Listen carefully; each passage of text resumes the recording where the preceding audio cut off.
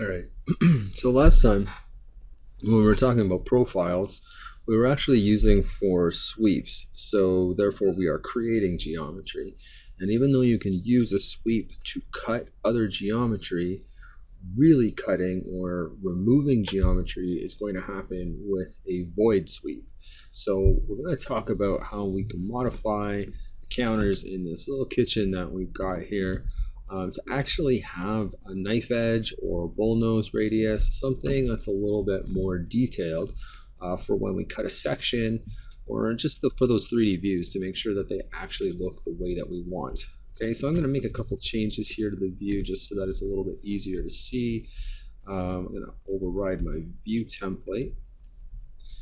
And then I'm going to shut off the ceilings and any light fixtures, just kind of make things a little bit easier for me to see what's going on. So there is some mill work going on here. This was capping off that plenum. I'm worried about that. No, so I'll hide that.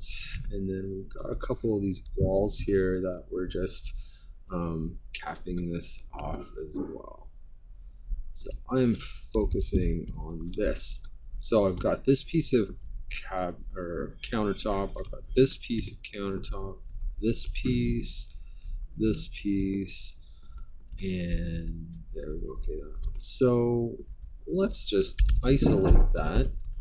And if you look a little closer, you can see that these were done as a floor.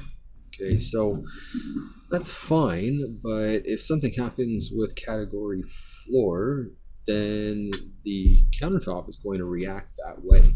Okay, so I'm going to update this, and I'm going to use this geometry to do the update, and that's why I've isolated it. So I'm going to go to component and say model in place, and click on casework. I'm going to call this kitchen countertops, plural, because I'm actually getting all of these.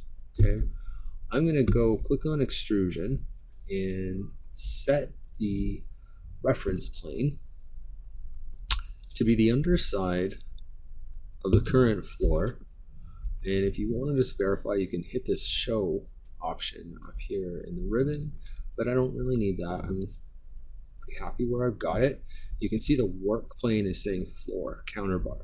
Shortly, when I delete that, that work plane is going to become disassociated. But for the time being, I can create my extrusion by simply coming around to all of these lines, and I'll hit tab to get the full chain. Okay, so now I only want to make that extrusion the depth of the countertop. So right now it's doing negative. So somewhere in the middle of that, there is one of these guys. And I'll just use my align tool to align the tops and the bottoms. Just take that multiple. Sometimes that's great, sometimes that's pesky. Okay, so now you can see I've got the this new in-place component for the casework. Only thing is there's this hole here, so why don't I just cut that? And then I think I've got everything that I need. But the last thing would be to apply a material to that. I'm not sure if we've got a global parameter, but I'm not even really sure what that is right now. So let's just cancel out of that. Say finish.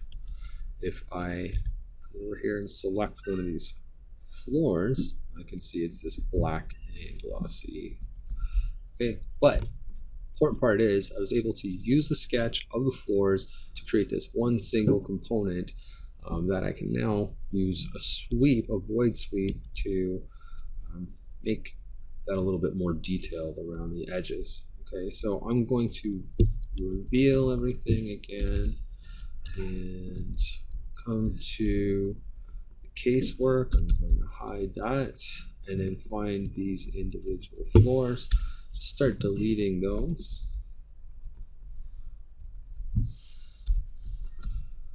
And bring back my floor. This time when we come back in here to edit in place, I think we can remember what that spelling was. See, if you can remember what the exact spelling is, then you don't have to go into the material editor. It just makes life a little bit quicker. But now you can see that we've got this in place component that we can sweep the edge to. And that's why I created this as an in place component, because now I'm going to build on this. But before I do that, I'm going to create a new profile. So family. And we are looking for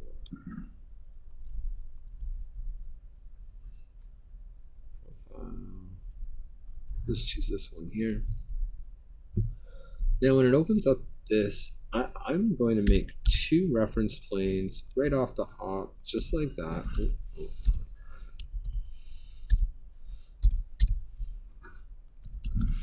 And I'm going to put a dimension to each one. And then we're going to create a parameter. I'll call it chamfer distance. Okay, so now they're both the same at 84. I'm going to come into my family types editor, and I'm going to say that that is going to actually be 13.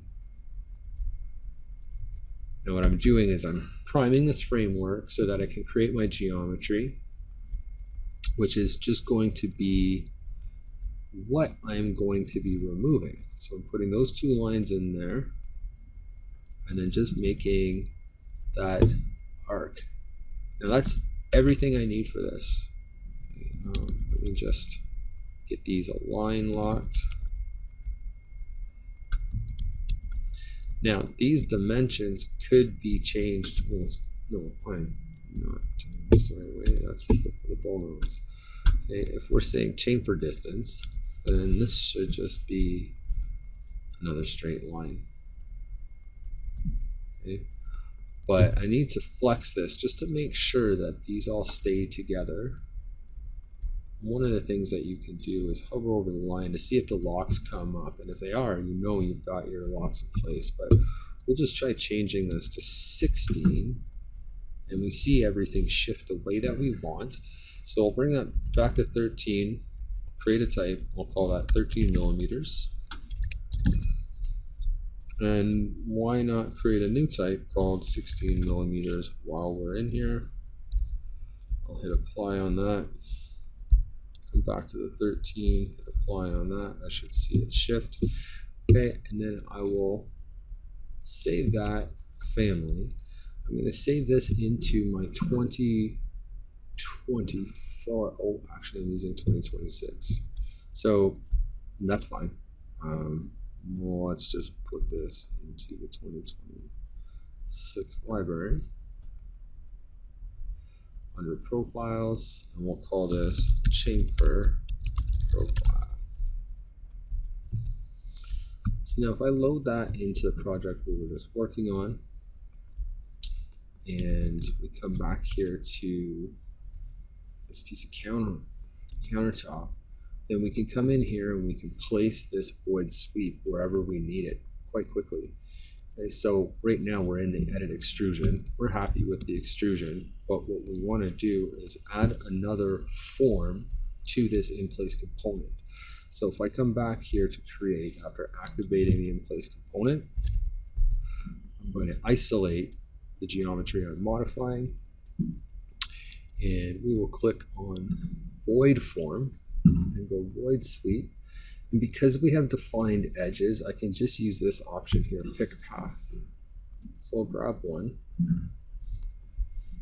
say okay to that, and then from our profile, we'll see if we can't find our chamfer profile. So we'll start with the 13 millimeter first, and it goes in exactly the way that I wanted it to, so I don't need to rotate it or flip it in this situation. Let's just see what we get. Okay, so by creating that as a void form, it automatically cuts. So I've got one that's okay. I can say finish model, and then if I hover in here, find that, well, can't seem to grab the sweep itself. Oh, we've got to be in the edit in place option. Okay, sorry. So now that I'm back in the in place component, I can say copy, paste, align to same place, but now I'll say edit sweep, pick path. I'll remove these ones because we want to go over here now. So pick edges. Actually, I don't think I need that second segment. Just bring that over. Okay, now that one should be removing it. And then you should be able to just say paste, align to same place, edit, and then keep going back to this same original void sweep that we did.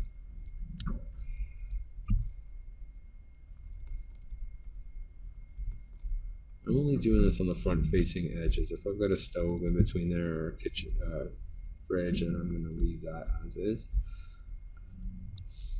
So that should be that one. And then just one in the same place. So you can see I'm just going back over and over again, but that align the same place gives me the option to just kind of move from object to object because I do need separate sweeps.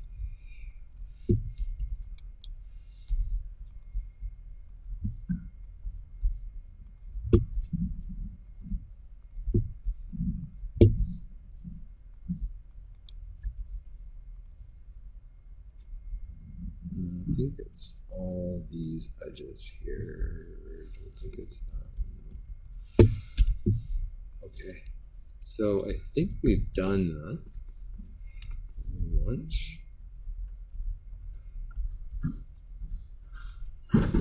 Looks like I've got my chamfer on all edges.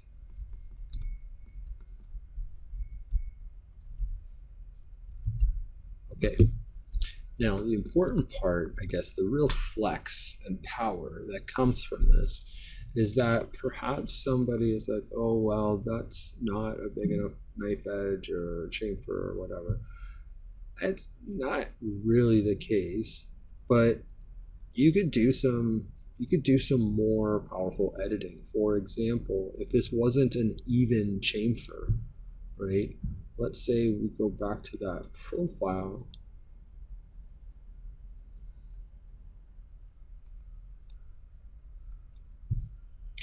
Because it's referencing this profile, if I take this dimension off, then who's to say? We could stretch this out now and create another dimension, or just leave that off. We can just take it right out and we'll see what happens when we load that back in. Oh. Right, this whole thing should update into a much wider chamfer.